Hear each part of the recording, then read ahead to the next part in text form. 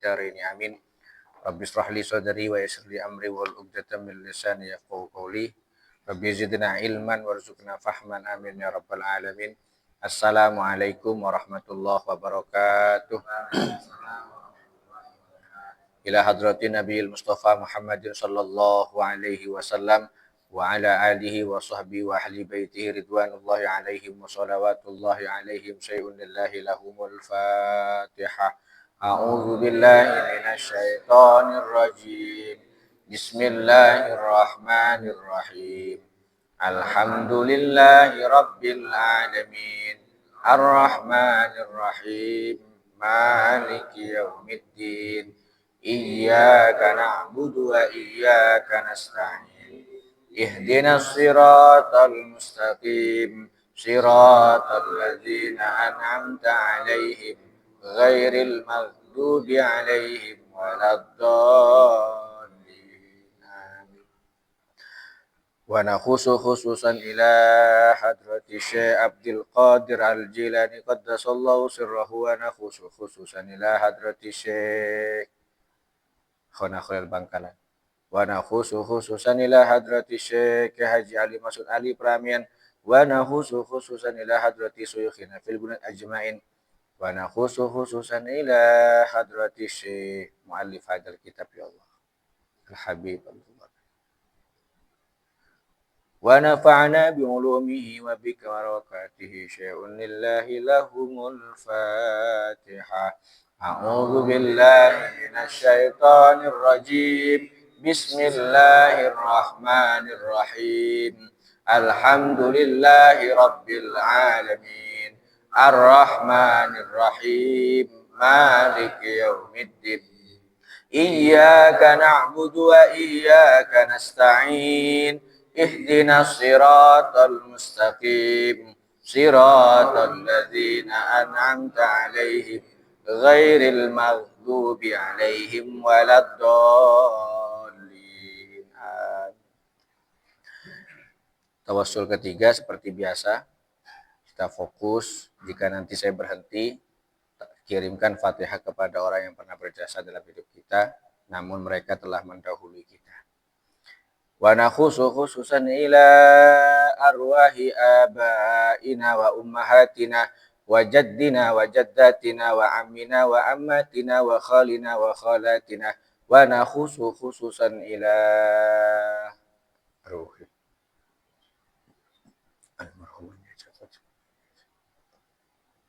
wa nakhusu khususan ila ruhati almarhumah mamanah. Wa nakhusu khususan ila almarhum akhi Abdul Ghafur bin Haji ghafarallahu lahum dzunubahum wa khatayahum wa ja'al qabrahum syai'un lillahi lahumul Fatihah. A'udzu billahi minasy syaithanir rajim. Bismillahirrahmanirrahim. Alhamdulillahi rabbil alamin. Ar-Rahmanir Rahim. Maliki yaumiddin. Iyyaka na'budu wa iyyaka nasta'in. Ihdinas siratal mustaqim. Siratal ladzina an'amta 'alaihim ghairil maghdubi 'alaihim waladdallin. Amin. Faslun fi syurutis sholati wa hiya ma tatawaqqafu 'alaiha sihhatus sholati wa laysat minha.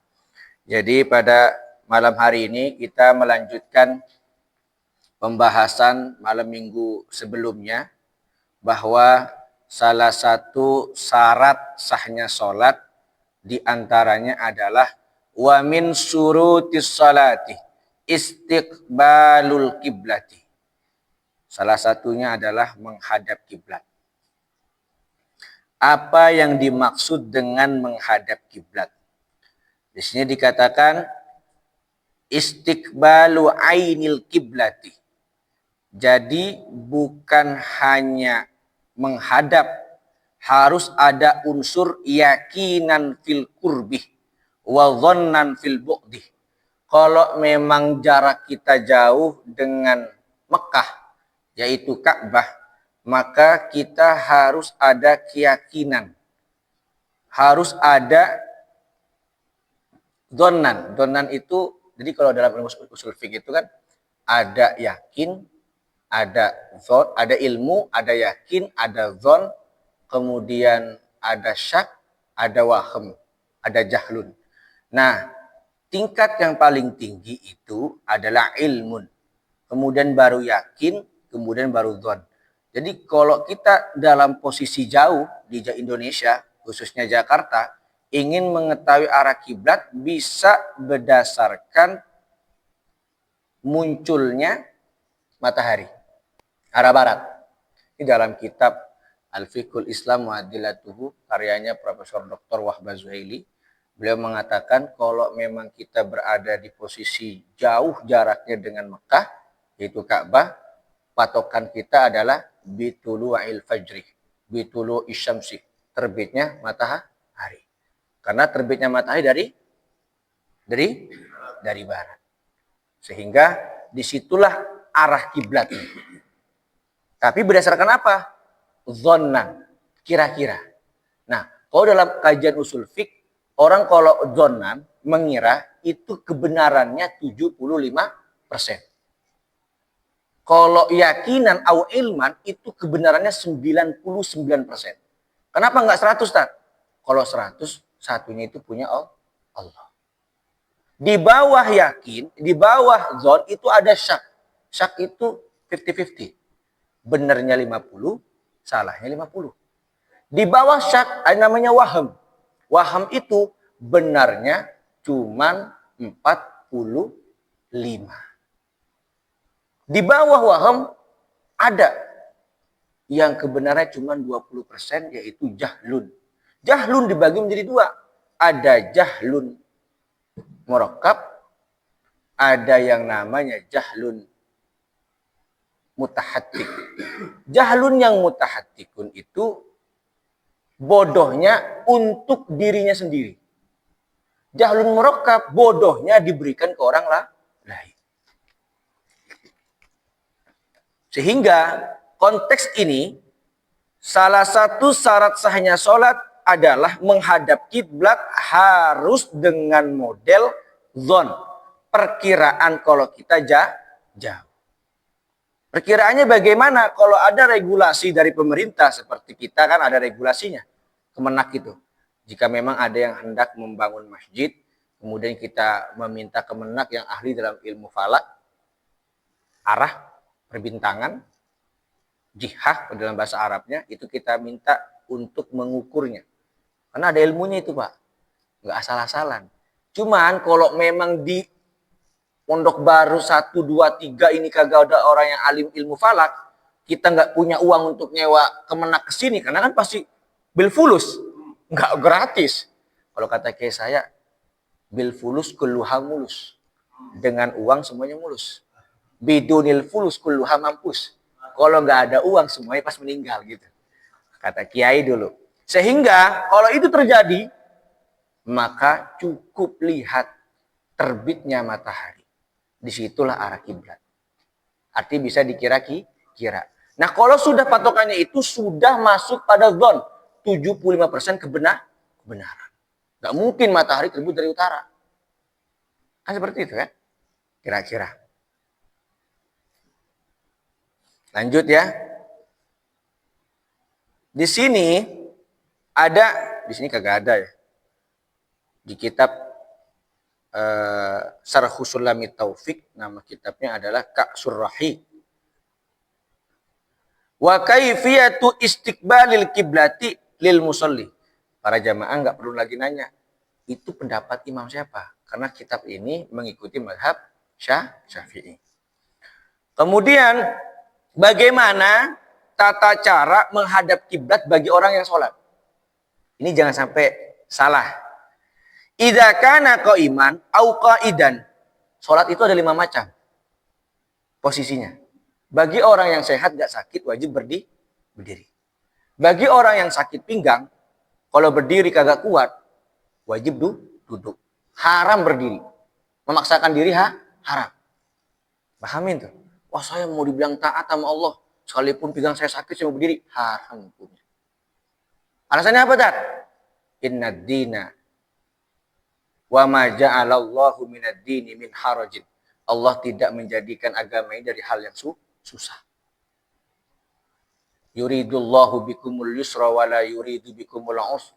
Allah menghendaki sesuatu kepada kalian hal-hal yang mudah, bukan menghendaki sesuatu kepada kalian yang hal-hal yang susah. Itu dalilnya. Sehingga kalau udah merasa sakit, kena apa, penyakit apa, atau bagaimanapun lah, nah itu dia harus duduk, jangan berdiri. Oh, duduk nggak bisa karena ada bisul, kalau berdiri pusing. Maka berbaring. Berbaring nggak bisa, maka mustalqiyan, tidur miring. Kalau namanya berbaring, muttaji'an, berbaring. Kalau berbaring nggak bisa karena ada bisul di sininya, mustalqiyan, miring ke arah barat. Ke arah barat kagak bisa, ya mustalqiyan ke arah timur. Nah, dalam konteks ini ya, kiblat udah nggak lagi berlaku. Nanti saya bahas. Idza kana qa'iman au qa'idan fa bisadri, yang menjadi patokan bagi seseorang yang sholat dalam keadaan berdiri dan sholat dalam keadaan duduk, fa bisadri, yang menjadi patokan kiblat itu bukan mukanya, tetapi dadanya. Dada, sodri. Jadi kalau dadanya nggak berubah, sekalipun kita begini nggak batal. Nggak batal. Kecuali geraknya 3 kali. Nah, itu batal. Mazhab Syafi'i, kok cuma oleh gini aja? Nggak batal. Jadi nanti kalau ada jamaah di sini mungkin ada orang lewat, dia terganggu, kemudian begini, itu nggak batal. Dalam keadaan berdiri dan duduk, kiblat yang menjadi patokan kiblat dalam tubuh manusia adalah dada.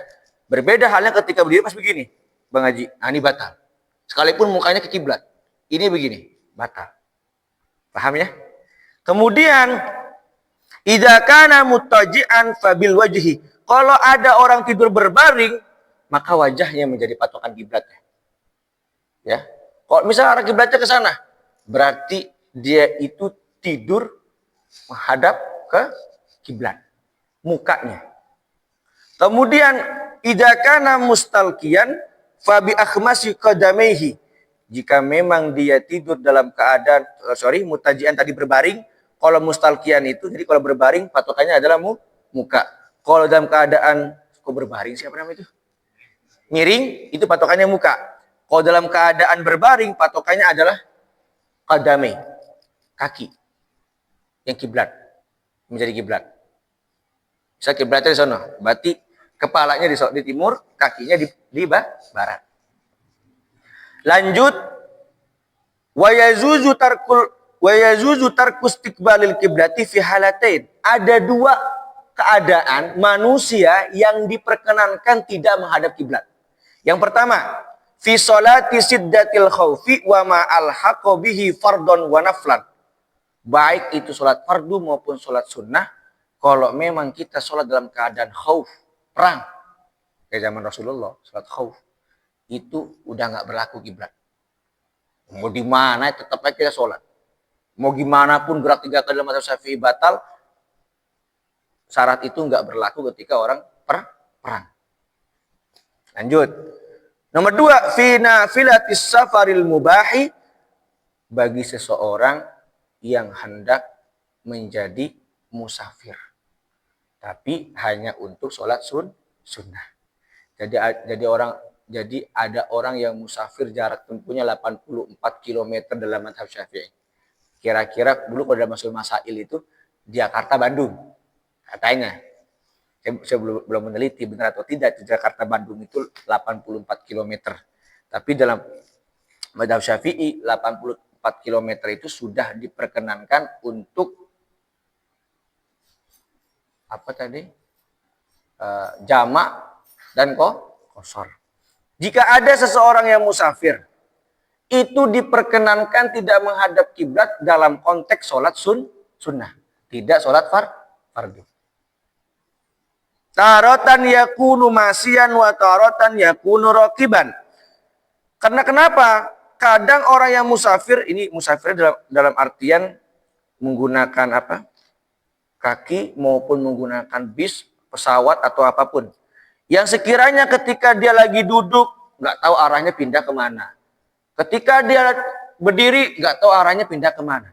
Kalau kita naik bis kan begitu kan? Ini kemana kiblatnya ini? Nah itu yang diperkenankan hanya sholat sunnah. Faida kana masyan, jika memang ketika kita naik kendaraan posisinya adalah duduk, yajibu istiqbalul kiblati, masih diperkenankan menghadap kiblat, masih diwajibkan menghadap kiblat fi arba'ati arkan, hanya 4 rukun. Yang pertama adalah ketika takbiratul ihram. Jadi kalau kita naik bis, ya kita naik bis mau sholat masih punya wudu, ataupun kita masih punya wudu, maka ada 4 rukun sholat yang tidak boleh tidak menghadap kiblat. Yang pertama ketika takbiratul ihram. Jadi harus pastikan dulu nih, ketika bis itu sudah menghadap kiblat, kita baru mulai takbir. Kemudian yang kedua itu ketika warruku'i, ketika ruku. Ketika ruku itu juga wajib menghadap kiblat. Yang ketiga wasujudi, sujud. Yang keempat wal julusi bainas sajadatain, duduk di antara dua sujud. Kalau dia posisinya dalam keadaan duduk, masyan itu berjalan, lagi berjalan, kemudian tidak nemu arahnya, harus dipastikan bahwa ketika takbiratul ihram, sujud, duduk di antara 2 sujud, ruku menghadap kiblat. Karena kalau tidak bisa batal sholatnya. Wa idza kana raqiban, kalau memang posisinya dia naik kendaraan, yajibu istiqbalu kiblati fil ihram faqat insahula alaihi. Kalau dalam keadaan di dalam bis, kemudian kita ingin sholat di dalam bis, maka yang menjadi kewajiban seseorang yang sholat tersebut menghadap kiblat ketika takbiratul ihram. Itu pun insahula alaihi, jika memang itu meringankan. Kalau orang yang mau berbuat sholat merasa berat karena menentukan arahnya susah, ini kemana ini? Mana kiblat? Sholat saja, takbir. Tidak ada tuntunan syariat untuk mewajibkannya. Apa bunyinya? Wa illam yashul alaihi fala yajibul istiqbalu. Kalau memang merasa dibebani, diberati dalam hukum syariat, maka la yajibu istiqbalul kiblati, tidak diwajibkan menghadap kiblat. Lanjut. Yang kedua, wadukhulul wakti, masuk waktunya sholat. Nah, sekarang masuk waktu sholat itu gimana sih? La tasihhus salatu illa ba'da dukhulil wakti, yakinan au dhannan bil ijtihad. Jadi seseorang itu tidak bisa dikatakan sah sholatnya jika dia sholat sebelum masuk waktunya sholat. Duhur jam 12 kurang 5 menit. Ternyata Pak Waluyo azan jam 12 kurang 20. Sholatlah semuanya itu. Lantaran lupa misalnya. Ya, lantaran lupa tidak dosa. Tapi kalau lantaran karena unsur kesengajaan, nah ini menjadi persoalan. Makanya banyak dulu di Ganjamblang pernah ada kasus. Jadi sebelum Ustadz Hamzah menjadi ketua DKM, di sana kakaknya meminta azan lebih dulu sholat Jumatnya. Azannya didulukan ketimbang azannya Al-Ihsan, ketimbang azannya Nurul Falah dan seterusnya. Walhasil Ustadz Hamzah pulang dari Aceh, tugas dari Sidogiri, kemudian beliau itu marah-marah karena dikatakan tidak sah semua sholatnya orang Ganjamblang. Walhasil saya dipinta untuk mentashih atau menistiqrar hukum yang disampaikan oleh Ustadz Hamzah. Saya bilang, benar apa yang disampaikan oleh Ustadz Hamzah, bahwa salah satu syarat sahnya sholat harus mengetahui masuk waktunya sholat. Jadi karena memang ini nggak ada orang atau tokoh pada saat itu, sehingga dibiarkan, maka setelah masyarakat tahu salah satu syarat sahnya sholat harus tahu masuk waktunya sholat, yuk berubah. Alhamdulillah sampai sekarang sudah berubah, udah netral sesuai dengan apa yang dilihat oleh Kemenak azannya jam berapa, kemudian sholat sunnahnya jam berapa, dan seterusnya. Sehingga yang menjadi konsekuensi logis kalau memang tidak masuk waktunya sholat kita masih sholat, maka batalat sholatuhu, batal sholatnya. Yakinan au dhannan bil ijtihad. Baik secara yakin, oh iya nih saya yakin nih, jam 12 kurang 5 menit masuk waktunya zuhur. Kenapa yakin? Karena tadi yang saya pernah jelasin dulu, kalau masih ingat para jamaah, bahwa sebelum adanya jam, Nabi Muhammad itu menggunakan istiwa. Waktu istiwa. Patokannya adalah beliau itu membuat bundaran dan di tengah-tengahnya ditancapkan suatu besi. Jika memang bayangan besi itu kagak ada, itu pas masuk waktunya sholat duhur. Itu namanya di sini dikatakan yakinan, karena sudah memiliki metode tadi.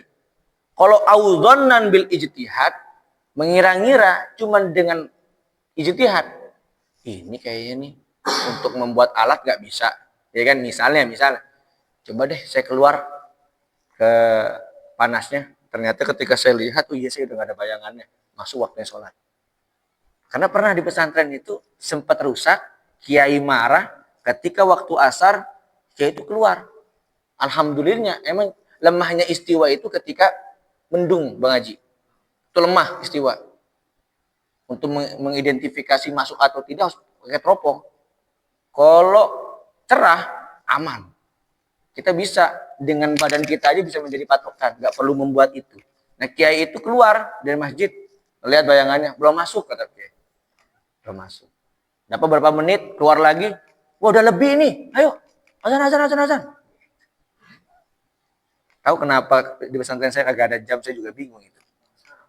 Nggak tahu kalau sampai sekarang. Karena kiai udah meninggal udah lama. Tahun 2016 kiai meninggal.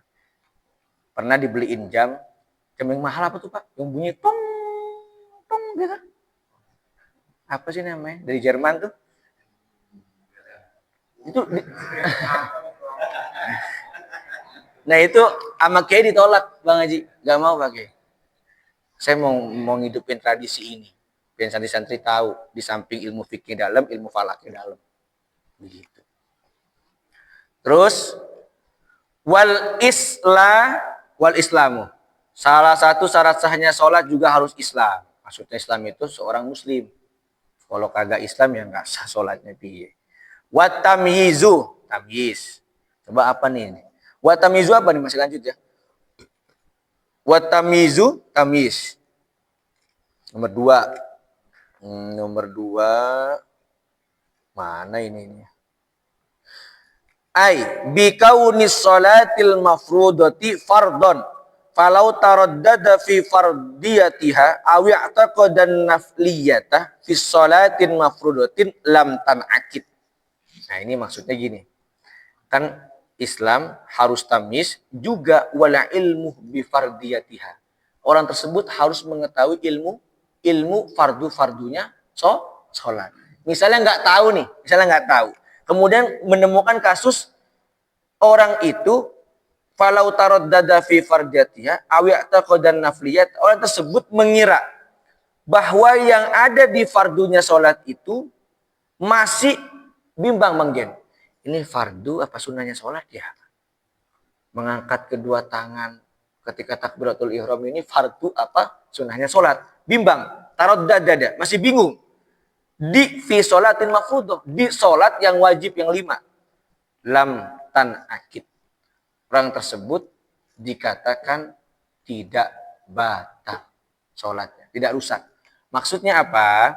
Teman-teman, para jamaah, orang sholat itu harus dengan ilmunya.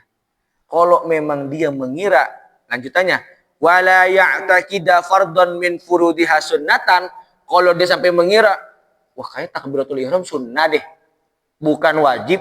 Kalau tadi kan enggak, ini takbiratul ihram sunnah apa wajib ya? Masih bimbang. Kalau sampai begini, ini takbiratul ihram kayaknya sunnah dah, bukan wajib. Batalat sholatuhu. Batal. Kenapa? Menganggap yang wajib sebagai sunnah. Maka saya bilang berkali-kali, lebih mulia orang yang mencari ilmu ketimbang orang yang sholat 5 waktu itu. Karena menjadi asbab tidak diterimanya sholat lantaran tidak memiliki ilmu. Suatu ketika saya punya cerita gini. Cerita ini diambil dalam kitab Al-Muraqi' Al-Ubudiyah, karyanya Syekh An-Nawawi Al-Bantani. Kemudian nanti ini menjadi asbabul wurud. Dalam Al-Quran ada asbabun nuzul. Sebab turunnya ayat. Kalau hadis, sebab Nabi mengucapkan itu, ada sebuah peristiwa namanya asbabul wurud. Suatu ketika ada seseorang di dalam masjid, yang satu bodoh, yang satunya pintar. Yang pintar dalam keadaan tidur. Di samping orang yang sholat yang memang bodoh. Sholat duhur. Kemudian ada setan di depan pintu. Ditanya sama orang tersebut. Lah, kenapa kau nggak masuk? Kan memang tugas kamu mengganggu orang sholat. Saya nggak berani masuk. Kenapa? Ya itu ada orang yang pintar lagi tidur. Apa hubungannya? Bukankah kamu lebih takut kepada orang yang lagi sholat, yang sedang bermunajat di hadapan Allah? Tidak. Saya lebih takut kepada orang yang pintar di samping dia dalam keadaan tidur. Kok bisa? Apa hubungannya? Kata orang tersebut yang melihat setan di depan masjid, di depan pintu masjid. Kemudian bilanglah, itu iblis atau setan, ya kalau saya ngerusak ini, orang yang bodoh lagi sholat, kemudian ketika saya ngerusak, yang pintar ini bangun langsung dibenerin sholatnya. Rugi saya, ngeluarin keringet. Ngeganggu orang bodoh sholat, orang pintar bangun, dibenerin. Maka saya nggak mau ngeganggu. Toh karena kebodohannya aja dia batal atau tidak diterima sholat. Gitu. Maka muncullah hadis naumul alimi khairun min ibadatil jahil. Tidurnya orang pintar lebih mulia ketimbang ibadahnya orang bodoh. Karena itu tadi asbabul wurudnya.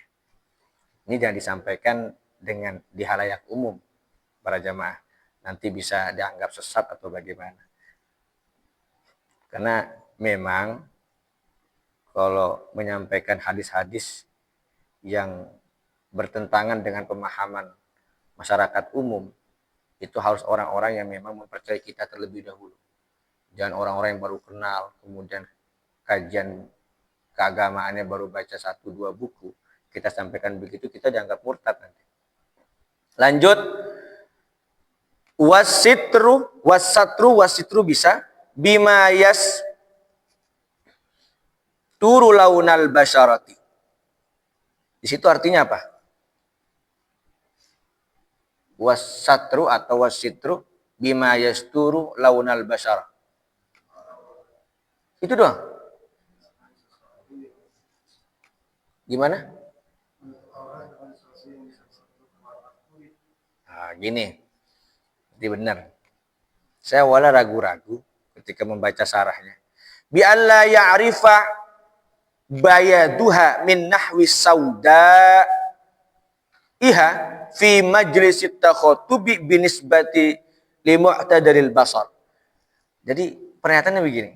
Sekiranya kalau warna kulit kita putih, kemudian ada menggunakan sarungnya warna hitam, duduk di suatu majlis, apakah kelihatan warna kulit kita? Kulit kita putih, pakaiannya warna hitam. Kelihatan nggak putih kita? Tidak kan? Nah ini yang dimaksud menutup aurat yang sekiranya warna kulit itu tidak kelihatan. Kontras. Iya, arti berlawanan gitu. Yang di dalam warna kulitnya putih, berarti kita menggunakan pakaian yang agak menutupi aurat kita. Atau menutupi warna kulit kita. Nah Pak, kalau ngebengkuk itu tidak ada Pak. Itu kan bagian daripada maksiat ya. Enggak selamanya maksiat itu bisa membatalkan sholat. Itu harus digarisbawahi. Contoh, saya mengatakan enggak semua yang maksiat itu bisa membatalkan sholat. Kadang itu mengurangi pahalanya sholat. Seandainya kita lagi sholat, kemudian di depan kita ada yang lewat seorang perempuan, telanjang, batal nggak sholat kita? Tidak. Itu kita lihat loh. Cuman dilihatnya, mohon maaf, yang kemarin itu yang kita bahas. Cuman lahdatan. Hanya sebentar Bang Haji. Berbeda halnya Bang Haji. Nah ini beda nih. Kok saya begini Bang Haji ya? Ini maknanya berbeda.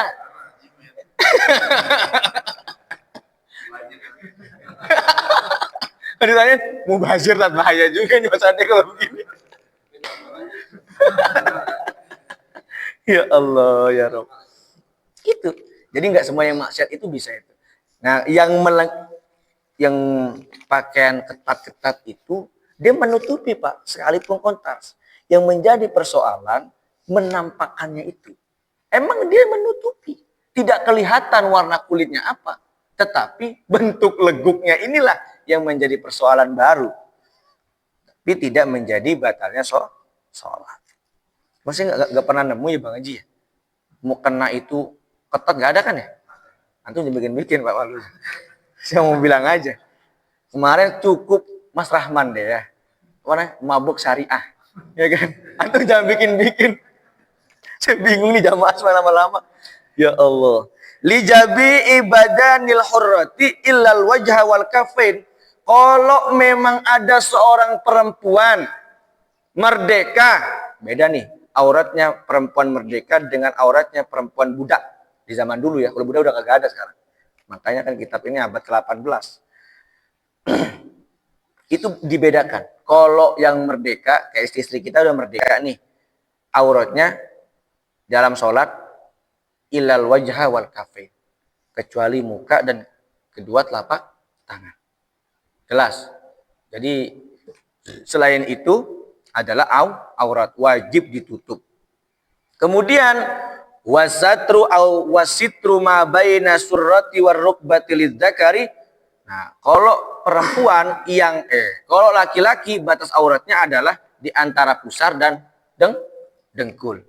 Wal amati min kullil jawanibi. Tapi kalau ama inilah yang yang sekarang kita lihat. Budak itu diwajibkan menutup semua badannya. Ini katakan wal amati min kullil jawanibi la minal asfali. Jadi kalau seorang perempuan yang enggak merdeka dulu ya diperkenankan untuk membuka indan nisa'il fasiqati wal kafirati ma la yabdu indal mihnah. Falladhi yabdu laysa bi'auratin wa huwa ar-ra'su wal wajhu wal yadan ilal adidain war rijalain ilal rukbataini wa ma'adahu aurat. Jadi bagi seseorang perempuan yang tidak merdeka, batas auratnya itu disamakan dengan orang fasik. Ya Allah, kasihan ya. Orang fasik, orang kafir, dan batasannya auratnya mulai dari rambut, wajah, leher, kedua tangan, kemudian kaki sampai mata kaki. Jadi mereka itu bisa ngebuka yang tadi saya sebut. Wajahnya boleh dibuka, kemudian lehernya boleh dibuka, kedua tangannya boleh dibuka, kakinya boleh dibuka. Wa ma'adahu auratun. Adapun selain daripada yang tadi disebut merupakan aurat. Jadi kalau yang selain yang tadi disebut itu bagi perempuan nggak merdeka itu aurat. Buah dada aurat, farji aurat. Kalau laki-laki dari pusar ke bawah sampai dengkul, kalau perempuan dari buah dada, dari ini leher sampai farji. Parahnya. Untuk apa sih? Untuk membedakan Bang Arji status sosial. Kalau disamakan dengan perempuan merdeka, kemudian dianggap wah ini udah merdeka nih berarti nih, sholatnya sesuai nih, tertutup muka doang amat lapak tangan. Tapi ini ditentang oleh banyak kaum feminisme. Banyak hadis dhaif yang dipakai untuk dalil ini. Makanya yang namanya perbudakan itu sudah dihapuskan di dunia ini. Artinya nggak berlaku hukum ini. Kalau besok ada, ya nggak menutup kemungkinan muncul lagi. Karena hukum nasih wal mansuh itu dihapus karena pada saat ini nggak ada hukumnya. Teksnya tidak. Dalam Al-Quran. Contohnya.